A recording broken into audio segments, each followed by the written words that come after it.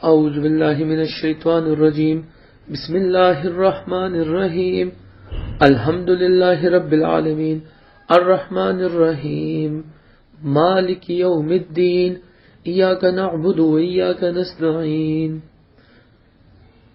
مقصد سورۃ فاتحہ کا العبادۃ للہ وحدہ، یعنی عبادت کے جتنے بھی اقسام ہیں وہ خاص ایک اللہ کے لیے کریں گے۔ سورت 3 حصوں میں تقسیم ہے۔ پہلا حصہ الحمدللہ سے مالک یوم الدین تک، اس میں خالص حق اللہ کا، صفات اللہ کے اور افعال اللہ کے ذکر کیے جاتے ہیں۔ للہ رب، رحمان، رحیم اور مالک۔ دوسرا حصہ ایاک نعبد و ایاک نستعین، اس میں حق اللہ کا ایاک نعبد اور حق بندوں کا وایاک نستعین۔ تیسرا حصہ اہدنا الصراط المستقیم سے وللضالین تک، اس میں خالص حق بندوں کا اہدنا الصراط المستقیم اور 3 فرقوں کا بیان، انعمت علیہم مومن، مغضوب علیہم کافر، وللضالین منافق۔ پچھلے سبق میں ہم نے الرحمن الرحیم پہ وضاحت کی تھی کہ اللہ رب العزت عام مہربان ہے دوست اور دشمن پر دنیا میں، اور الرحیم خاص مہربان ذات ہے آخرت میں مومنوں پر۔ اس میں ہم نے مختلف ترجمے کیے ہوئے تھے کہ رحمان عمومیت سے ہے، یعنی عام مہربان دوست دشمن پر، رحیم فعیل سے ہے، مطلب خصوصیت کہ بعض لوگوں پر خاص مہربانی کی ہے، یا رحمان میں معنی خالقیت کی ہے کہ ہر کسی کو پیدا کرنے والا اللہ ہے، اور رحیم میں خاص مہربانی کی طرف اشارہ ہے کہ ہر کسی کے ساتھ اس کے مطابق مہربانی کی ہے۔ اور مثال ہم نے چیونٹی اور ہاتھی کی دی تھی کہ ہاتھی کو اگر پاؤں چیونٹی کو دیتا تو وہ اپنے آپ کو ایک جگہ سے دوسری جگہ کیسے لے کر جاتے، اور اگر چیونٹی کو ہاتھی کے پاؤں دیتا تو وہ کیسے چلتا۔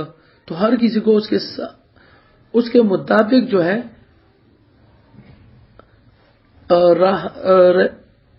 مہربانی کی ہوئی ہے۔ اس طرح ہم نے کہا تھا رحمان عام مہربان ہے، ہر کسی کے ساتھ اس کو خوراک دیتا ہے، اور رحیم خاص مہربان ہے مومنوں پر کہ قرآن کو بٹھایا اور آخرت میں جنت دے گا، یعنی معنی رحمان الدنیا و رحیم الآخرہ۔ تو الرحمان عام مہربان ذات ہے دوست اور دشمن پر دنیا میں، اور الرحیم خاص مہربان ذات ہے مومنوں پر آخرت میں۔ آج کے سبق میں ہم مالک یوم الدین اس پر وضاحت کریں گے۔ مالکی، پہلے ترجمہ پڑھتے ہیں۔ مالکی، مالک ہے یوم الدین، سزا و جزا کے دن کا۔ دین مختلف معنوں پہ آتا ہے، دین سے مراد دین بھی آتا ہے قرآن میں، دین سے مراد سزا و جزا، دین سے مراد قیامت بھی آتا ہے، یعنی مالک ہے قیامت کے دن کا، مالک ہے سزا اور جزا کے دن کا، یعنی اس دن سزا و جزا کا اختیار وہ اللہ کے پاس ہوگا، جسے چاہے جنت میں لے کے جائے، جسے چاہے جہنم میں لے کے جائے، یہ اختیار صرف ایک اللہ کا ہوگا۔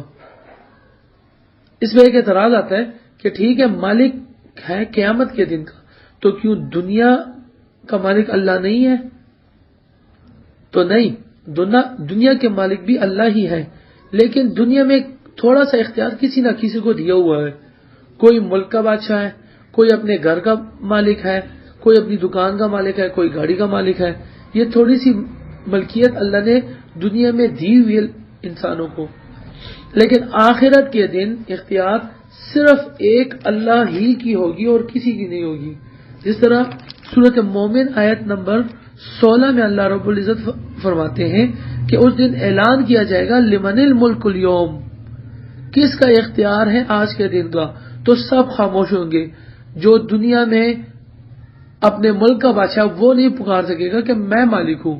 سر نمرود جو پوری دنیا کا بادشاہ رہ چکا ہے وہ نہیں کہہ سکے گا میں ہوں۔ فرعون جو بہت ظالم بادشاہ گزرا ہے وہ نہیں پکار سکے گا کہ میں بادشاہ ہوں، نہیں، سب خاموش ہوں گے۔ پھر اعلان کیا جائے گا للہ الواحد القہار، خاص اللہ ہی کو اختیار ہے جو واحد ہے، ایک ہے اور قہار ہے جو طاقتور ہے، ایک اللہ ہی ہے۔ تو دنیا میں تو تھوڑا تھوڑا اختیار دیا ہوا ہے کسی نہ کسی کو، لیکن آخرت کے دن صرف ایک اللہ کو اختیار ہوگا اور کسی کو نہیں ہوگا۔ اچھا، ادھر اس آیت میں دو باتیں ثابت ہوتی ہیں، ایک یہ کہ قیامت لازمی آئے گی، قیامت کا دن لازمی آئے گا، اور دوسرا اس دن کسی کا اختیار نہیں ہوگا اللہ کے سوا، کسی کو بھی اختیار نہیں ہوگا۔ اب جو کہتے ہیں نبی کریم صلی اللہ علیہ وسلم شفاعت کریں گے، تو یاد رکھیں شفاعت دو قسم کی ہے، ایک شفاعت اذنی ہے اور ایک شفاعت قہری ہے۔ تو یہاں جو رد کرتے ہیں وہ شفاعت قہری پر کرتے ہیں کہ زور سے اللہ، یعنی زور پر، اپنے زور پر اللہ سے کوئی کسی کو نہیں چھڑا پائے گا، اسے شفاعت قہری کہتے ہیں۔ تو رد کرتے ہیں شفاعت قہری پر، مشرکوں پر اور اس کے عقیدے پر رد کرتے ہیں، کیونکہ مشرک کہتے تھے، ان کا عقیدہ یہ تھا ہا اولئک شفعاؤنا عند اللہ، ہم جو لات بابا، منات بابا، عزا بھائی ان کی عبادت کرتے ہیں، یہ اس لیے کرتے ہیں کہ یہ ہمارے سفارشی ہیں اللہ کو، یہ اللہ سے ہماری شفاعت کریں گے اور ہمیں اللہ کے عذاب سے بچائیں گے۔ اس طرح فرماتے ما نعبدهم الا لیقربونہ الا، ہم ان کی عبادت نہیں کرتے مگر اس لیے کرتے ہیں کہ یہ لوگ ہمیں قریب کر دیں گے اللہ کو درجے میں، ہم بہت نیچے ہیں اور اللہ بہت اوپر ہے درجے میں۔ تو یہ ہے کہ اس دن کسی کا اختیار نہیں ہوگا، اس دن کسی کا اختیار نہیں ہوگا۔ ہاں شفاعت اذنی ہوگی، وہ لازمی ہوگی، اور نبی کریم صلی اللہ علیہ وسلم فرماتے ہیں کہ میں سب سے پہلے شفاعتی ہوں گا، میں سب سے پہلے شفاعت شروع کرنے والا ہوں گا۔ حدیث شریف میں آتا ہے، حدیث بہت لمبی ہے لیکن ہم مختصر بیان کریں گے کہ نبی کریم صلی اللہ علیہ وسلم فرماتے ہیں کہ لوگ اس دن کی گرمی سے بہت تنگ آ جائیں گے، تو وہ حضرت آدم علیہ السلام کے بعد چلے جائیں گے اور انہیں کہیں گے کہ ہم بہت تنگ ہو گئے، گرمی بہت زیادہ ہے، اللہ رب العزت سے فرمائیں کہ وہ حساب کتاب کو شروع کریں۔ تو وہ کہیں گے کہ دیکھیں میرے سے ایک خطا ہوئی تھی جس کی وجہ سے میں اللہ رب العزت سے بہت زیادہ شرمندہ ہوں، میں اللہ رب العزت کے سامنے نہیں آ سکتا، میں باتیں نہیں کر سکتا، تو لہٰذا میں اللہ رب العزت کو نہیں کہہ پاؤں گا، آپ ایسا کرو، آپ جائیں اور نوح علیہ السلام کے پاس، تو وہ کر دیں گے، اللہ رب العزت سے فرمائیں گے وہ۔ تو جب سارے لوگ حضرت نوح علیہ السلام کے پاس جائیں گے تو وہ بھی فرمائیں گے میرے سے خطا ہوئی تھی کہ میں نے اپنے مشرک بیٹے کے لیے دعا مانگی تھی اللہ سے کہ اللہ اسے جنت میں ڈال دے، تو میرے سے خطا ہوئی تھی، بھول ہوئی تھی، تو میں شرمندہ ہوں، میں اللہ سے نہیں کہہ پاؤں گا، تو ایسا کریں آپ جائیں ابراہیم علیہ السلام کے پاس۔ اس طرح یہ سلسلہ شروع ہوگا، ابراہیم علیہ السلام، پھر اس طرح یعقوب علیہ السلام، موسیٰ علیہ السلام، عیسیٰ علیہ السلام، سب کے پاس نمبر سے آئیں گے، سارے پیغمبروں سے ہوتے ہوئے، تو یہ سلسلہ نبی کریم صلی اللہ علیہ وسلم تک پہنچے گا۔ تو نبی کریم صلی اللہ علیہ وسلم فرماتے ہیں کہ اس دن میں عرش کے جو پائے ہیں، عرش کے جو پاؤں ہیں، اس کے نیچے میں سجدہ گو ہو جاؤں گا اور وہ الفاظ کہوں گا جو آج مجھے نہیں آتے، تو پھر اللہ رب العزت مجھے فرمائیں گے کہ اے نبی کریم صلی اللہ علیہ وسلم، اے پیغمبر، اٹھو اور شفاعت شروع کرو، شفاعت شروع کرو، کیا چاہتے ہو تم وہ آج کے دن آپ کو دیا جائے گا۔ تو نبی کریم صلی اللہ علیہ وسلم فرماتے ہیں کہ جو مومن ہوگا، جس کا عقیدہ خالص ایک اللہ پہ ہوگا، جو حاجت روا، مشکل کشا، الہ صرف ایک اللہ کو مانے گا، مومن ہوگا، تو میں ان سب کو اکٹھا کر کے جولی بھر بھر کے جنت میں ڈالوں گا۔ لیکن یہ بات یاد رکھیں کہ وہ ان لوگوں کو جنت میں ڈالیں گے جن لوگوں کو نبی کریم صلی اللہ علیہ وسلم نے اپنے 63 سالہ زندگی میں دیکھا ہو۔ 23 سال نبی کریم صلی اللہ علیہ وسلم کی نبوت کے گزرے ہیں، ان 23 سالوں میں انہوں نے دیکھا ہو کہ کس نے مسئلہ مانا ہوا ہے، کس نے مسئلہ نہیں مانا، کوئی پکا مومن ہے، کوئی مشرک ہے، وہ سارے دیکھے ہوں گے۔ پھر اس کے بعد صحابہ کریم صلی اللہ علیہ وسلم، ان کا ٹائم آ جائے گا، پھر وہ فرمائیں گے، یعنی پھر وہ شفاعت کریں گے اپنے شاگردوں کو، اپنی زندگی میں انہوں نے جن جن کو دیکھا ہے، جس نے مسئلہ مانا ہے، جس نے نہیں مانا. پھر صحابہ کرام کے بعد تابعین آ جائیں گے، پھر تابعین کے بعد تبع تابعین، ہر ایک اپنے زمانے میں جس نے اس سے مسئلہ سیکھا ہے اور آگے بیان کیا ہے، یا جس کا عقیدہ صرف ٹھیک ہوا ہے، وہ ان کو اکٹھا کر کے جنت میں ڈالیں گے. یعنی ایک سائڈ پہ کرتے جائیں گے دو فرقے تر قیامت تک. جتنے بھی مومن ہیں، جتنے بھی مومن جو خالص اللہ کو حاجت روا مشکل کشا مانتے ہیں، اور جنہوں نے قرآن کو بما ترجمہ یعنی لوگوں تک پہنچایا، قرآن کی سمجھ بوجھ لوگوں تک دکھائی، وہ سارے شفاعت کریں گے قیامت کے دن تک. جس نے ان سے مسئلہ مانا ان کو ایک طرف کریں گے، جنہوں نے نہیں مانا ان کو دوسری طرف. تو دو فرقے ہو جائیں گے، ایک ماننے والے اور دوسرے نہ ماننے والے. اس طرح پھر نبی کریم صلی اللہ علیہ وسلم فرمائیں گے کہ یہ جو ہے، یہ سارے جو مومن تھے ان سب نے میرا مسئلہ مانا ہوا ہے، اور یہ جو منکرین ہیں انہوں نے نہیں مانا ہوا. تو اسے کہتے ہیں شفاعت اذنی. ٹھیک ہے. اب جو لوگ کہتے ہیں میں نے بابا کے قبر پہ چادر چڑھائی ہوئی ہے، میں ان کی قبر کو یعنی میں طواف کرتا ہوں، سجدے کیے میں ان کو مانتا ہوں اس لیے کہ وہ قیامت کے دن مجھے اللہ سے بچائیں گے. تو یاد رکھنا ایک پیغمبر ہیں جو معصوم ہیں، ان سے گناہ نہیں ہوتی، اور ایک صحابہ ہیں جن کو رضی اللہ و رضو عنہ اللہ رب العزت نے کہا ہوا ہے کہ ان کو گناہ کو آپ نے گناہ نہیں کہنا. اس کے بعد جتنے بھی لوگ ہیں وہ گناہ ان سے ہوتی ہے. اب ان پہ جنت اور دوزخ ہم نہیں کہہ سکتے کہ پیر بابا رحمت اللہ علیہ جو قبر میں دفن ہے یہ جنتی ہے جہنمی ہے، یہ ہم طے نہیں کر سکتے، یہ اللہ کو علم ہے. ہاں نیک بندے ہم اگر اس راستے سے گزر رہے ہوں تو ہم اگر ان کی قبر پہ چلے بھی گئے تو ہم یہ دعا کریں گے کہ اللہ یہ تیرا نیک بندہ ہے، اگر اسے نہیں بخشا تو بخش دے، اگر بخشا ہوا ہے تو اس کے درجات اور بھی بلند کر دے. یہ دعا ہم اس کے لیے کر سکتے ہیں. اور وہاں پہ اپنے لیے موت کو جو ہے یاد کرنا ہے کہ دیکھو یہ کتنے بڑے آدمی گزرے، وہ بھی آج قبر کے اندر ہے، تو ہم نے بھی جانا ہے، تو اپنے اعمال کو درست کر لیں. یہ ہے. تو اب جس بابا کو آپ نے بطور الہ مانا ہوا ہے، تو وہ بابا اس پہ ابھی تک جنت کی بشارت ہوئی نہیں ہے، ابھی تک قیامت نہیں آئی، قیامت کے بعد شفاعت شروع نہیں ہوئی، اس پہ جنت کا ٹپا لگا نہیں ہے، تو وہ کیسے آپ کی شفاعت کرے گا؟ کیا آپ کہتے ہو میری شفاعت یہ کرے گا؟ بات سوچنے کی ہے.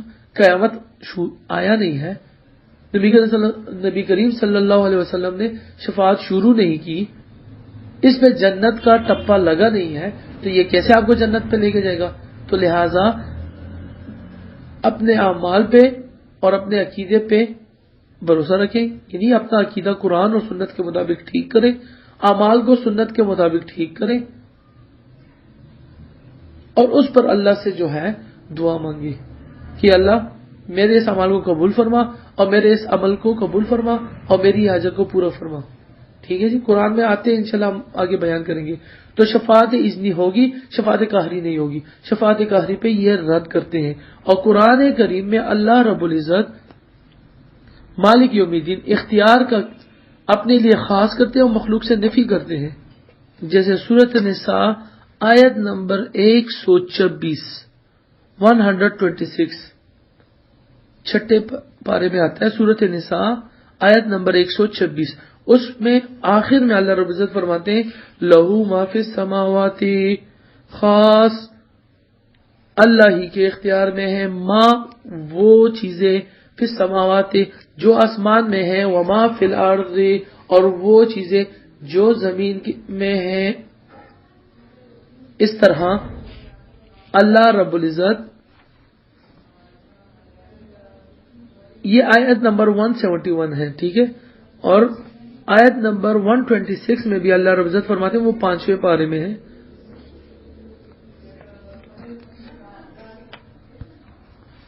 وَلِلَّهِ خاص اللہ کے اختیار میں ہے، ما وہ سب چیزیں، فی السماوات جو آسمانوں میں ہے، وما فی الارض اور وہ چیزیں جو زمینوں میں ہے، وکان اللہ اور ہے یہ اللہ بکل شیء محیطا، ہر ایک چیز پہ احاطہ کرنے والے. اس طرح سورۃ مائدہ میں بھی اللہ رب العزت فرماتے ہیں آیت نمبر 17 میں اللہ رب العزت فرماتے ہیں، ادھر بھی دیکھ لیں ذرا، ادھر اللہ رب العزت مالک کی صفت اپنے لیے خاص کرتے ہیں. وَلِلَّهِ مُلْكُ السَّمَاوَاتِ، اور خاص اللہ ہی کی ملکیت میں ہے آسمان، والارض، اور زمین، وما بینہما، اور وہ سب چیزیں جو اس کے بیچ میں ہیں. اس طرح آیت نمبر 18 میں بھی فرماتے ہیں، اس کے آخر میں بھی دیکھیں وَلِلَّهِ مُلْكُ السَّمَاوَاتِ وَالْأَرْضِ، اور خاص اللہ ہی کی ملکیت میں ہے آسمان اور زمین اور وہ سب جو اسی کے بیچ میں ہے. وَإِلَيْهِ الْمَصِيرُ، اور اسی اللہ کو واپسی ہے. تو بہت سی آیاتیں ہیں جس میں اللہ رب العزت مالک کی صفت اپنے لیے خاص کرتے ہیں اور مخلوق کی صفت سے نفی کرتے ہیں، اور اس طرح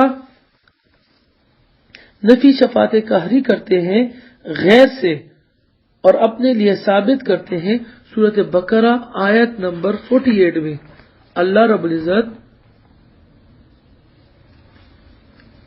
شفاعت قہری نفی کرتے ہیں غیر سے اور اپنے ثابت کرتے ہیں. 4 طریقوں سے نفی کرتے ہیں. دیکھیں سورۃ بقرہ آیت نمبر 48 نمبر، وَاتَّقُوا يَوْمًا، اور ڈریں.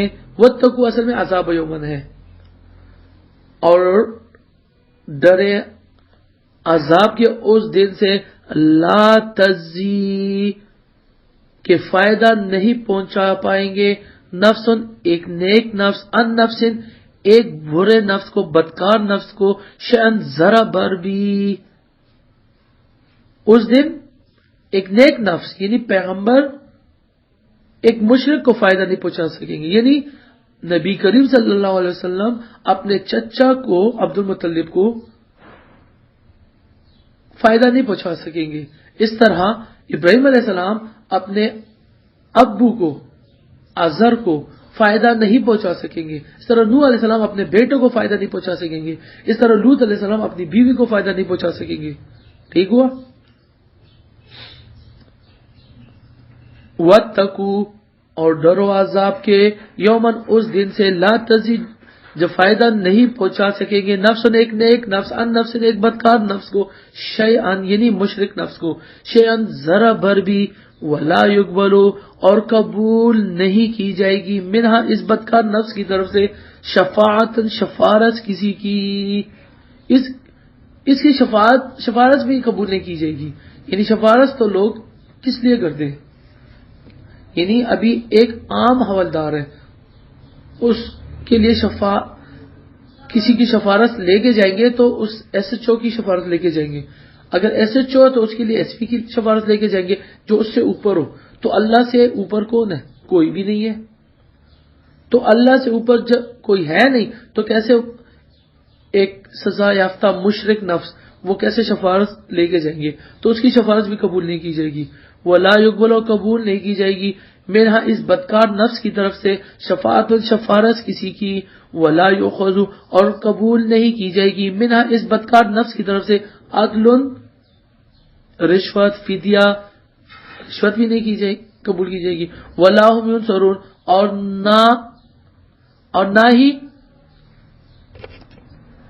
اور نہ ہی اس کی امداد کی جائے گی. یعنی دنیا میں شفاعت کے 4 طریقے ہیں شفاعت کے نا. ایک کیا ہے؟ ایک ضمانت ہے نا، ایک دنیا میں ضمانت ہے تو ضمانت بھی ختم ہو جائے گی. ضمانت کے لیے ایک نیک بندے کو لے کے آتے ہیں نا کہ اس کی ضمانت کرو، تو وہ بھی بند ہو جائے گی. دوسری دنیا میں شفارت ہے، اولدار کے لیے ایس ایچ او کی، ایس ایچ او کو ایس پی کی، ایس پی کے لیے ڈی ایس پی کی، تو وہ بھی ختم ہو جائے گی. تیسری دنیا میں ہے رشوت دو، تو وہ بھی ختم ہو جائے گی، آپ کا فدیہ بھی نہیں قبول کیا جائے گا.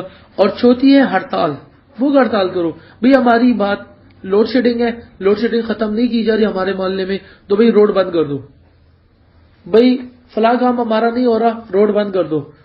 حالانکہ یہ بہت ہی بری بات ہے، مسلمان کے لیے راستہ بند کر دیں. یہ بہت ہی غیر اخلاقی کار ہے، اسلام میں یہ جائز نہیں ہے یہ کام، ٹھیک ہے، یہ کام اسلام میں جائز نہیں، یہ غیر اخلاقی کام ہے۔ تو ہڑتال بھی نہیں ہوگا، ایسے بھی نہیں ہوگا کہ لوگ اس کے سارے نیک لوگ جو ہیں جو جنتی ہیں، یعنی فیملی کے سارے لوگ جنتی ہیں، یہ جہنم میں جا رہے ہیں تو وہ لوگ اکٹھے ہو جائے ہڑتال کریں کہ بھئی اسے جنت میں لے کے آؤ، ورنہ ہم یہ نہیں کھائیں گے یا ہم فلاں فلاں، تو یہ بھی نہیں ہوگا، ہڑتال بھی نہیں ہوں گے، جلوس بھی نہیں ہوں گے، تو یہ سارے راستے آخرت میں بند ہو جائیں گے۔ تو اللہ رب العزت قرآن میں شفاعت قہری یہ اپنے لیے ثابت کرتے ہیں، مخلوق سے نفی کرتے ہیں۔ ایک آیت میں نے آپ کو بتا دی، اس طرح قرآن میں بہت سی آیتیں ہیں، جیسے سورۃ بقرہ آیت نمبر 254، سورۃ بقرہ آیت نمبر 255، اس طرح سورۃ یونس آیت نمبر 18، سورۃ انعام آیت نمبر 51، سورۃ انعام آیت نمبر 17، سورۃ اعراف آیت نمبر 53، سورۃ طٰہٰ آیت نمبر 109، انبیاء 28، سبا 23، زخرف 86، بہت ساری آیتیں۔ اگر میں آپ کو ایک ایک بیان کرتا جاؤں نا تو بہت ٹائم لگے گا، اور یہ ہمارا ہفتہ درس ہے، مختصر درس ہے، تاکہ 15-20 منٹ میں ہم اسے کور کر سکیں۔ تو مالک یوم الدین مالک ہے سزا و جزا کے دن کا، مالک ہے قیامت کا۔ تو اس میں ہم نے دو مسئلے ثابت کیے، ایک یہ کہ قیامت لازمی آئے گی، اور دوسری یہ بات کہ اس دن اختیار کسی کا نہیں ہوگا، صرف ایک اللہ کا ہوگا، ٹھیک ہو۔ اگلا سبق ہمارا ایاک نعبد و ایاک نستعین، بہت ہی اہم سبجیکٹ ہے، بہت ہی اہم سبق ہے۔ اس میں یہ آپ بلکہ لوگوں کے ساتھ شیئر کیجئے گا، لوگوں کو دعوت دیجئے گا کہ لوگ یہ ایاک نعبد و ایاک نستعین، یہ تمام 104 جتنی بھی آسمانی کتابیں، 100 صحیفے اور 4 بڑی بڑی کتابیں، ان سب کا خلاصہ یہی ہے۔ جتنے بھی پیغمبر آئے اسی مسئلے کے لیے آئے ہیں، ہمارے پیغمبر صلی اللہ علیہ وسلم اسی مسئلے کے لیے آئے ہیں، اور ہم سے اسی مسئلے کے بارے میں پوچھا جائے گا، ہماری نجات اسی مسئلے پہ ہے۔ تو ایاک نعبد و ایاک نستعین، اس پہ ہم وضاحت کریں گے انشاءاللہ اگلے سبق میں۔ تو اس کے لیے خود ہی بھی جو ہے تو حاضر رہیے گا، اور اپنے دوستوں کے ساتھ بھی یہ درس پہ شیئر کیجئے گا۔ پھر سے ترجمہ شروع سے میں پڑھتا ہوں، غور سے سنیے گا۔ الحمدللہ، خدائی کے سارے صفات للہ خاص ایک اللہ کے لیے ہے، رب العالمین جو پالنے والا ہے تمام مخلوقات کو، الرحمن عام مہربان ہے دنیا میں دوست اور دشمن پر، الرحیم خاص مہربان ہے مومنوں پر آخرت میں، مالک مالک ہے، اختیار مند ہے، یوم الدین سزا و جزا کے دن کا، مالک ہے آخرت کے دن کا۔ صدق اللہ العظیم۔